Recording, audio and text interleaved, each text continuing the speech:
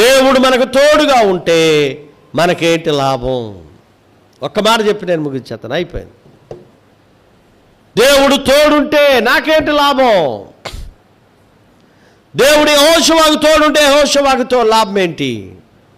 యెహోషువకు తోడై ఉన్న దేవుడు నాకు నీకు తోడుంటే ఏంటి లాభం?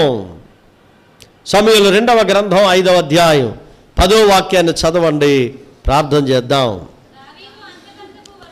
దావీదు అంతకు వర్ధిల్లెను, సైన్యములకు అధిపతియగు యెహోవా అతనికి ఎలా ఉన్నాడో తోడై ఉన్నాడు. అది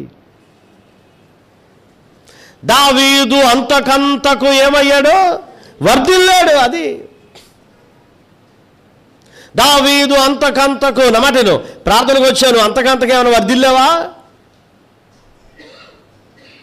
ముందు నేను స్కూటర్ వాడాను, అది అయిపోయిన తర్వాత గ్లామర్ వాడుతున్నాను. ఇప్పుడు ఏడవలా పోతున్నా ప్రభు అంటే అదేంటది మారుతి 800 అన్నాను, అది వచ్చింది.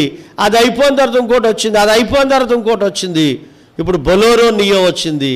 నేను దేవుడు నన్ను ఏం చేశాడు? వెహికల్ విషయంలో వర్ధిల్లేటట్టు చేశాడు. దావీదు అంతకంతకు వర్ధిల్లాడట. మరి నీ సంగతి ఏంటి అని? నువ్వేమైనా వర్ధిల్లావా? ఇంకా అలాగే ఉన్నావా? నువ్వేమైనా దీవించబడ్డావా? ఇంకా అలాగే ఉన్నావా?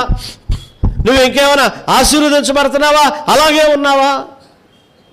నీ పిల్లలు ఏమైనా దీవించబడుతున్నారా? అలాగే ఉంటున్నారా? అంతకంతకు మనం ఏమవ్వాలా? ఒకప్పుడు 100 రూపాయలు కానికి ఇచ్చేవాడు 50 రూపాయల్లోకి వచ్చేసాడు, 50 ఇచ్చేవాడు 10లోకి వచ్చేసాడు, 10 ఇచ్చేవాడు 5లోకి వచ్చేసాడు, 5 ఇచ్చేవాడు రూపాయలోకి వచ్చేసాడు. ఏం వర్ధిల్లారు? ఏమి దీవించబడ్డారో దీవించబడుతున్నారు. సైన్యములకు అధిపతియగు యెహోవా అతన్ని ఏం చేశాడట?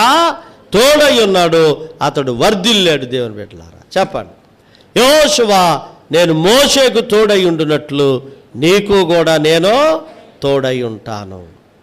ఎందుకు తోడై ఉంటాను అన్నాడో 3 విషయాలు చెప్పాను.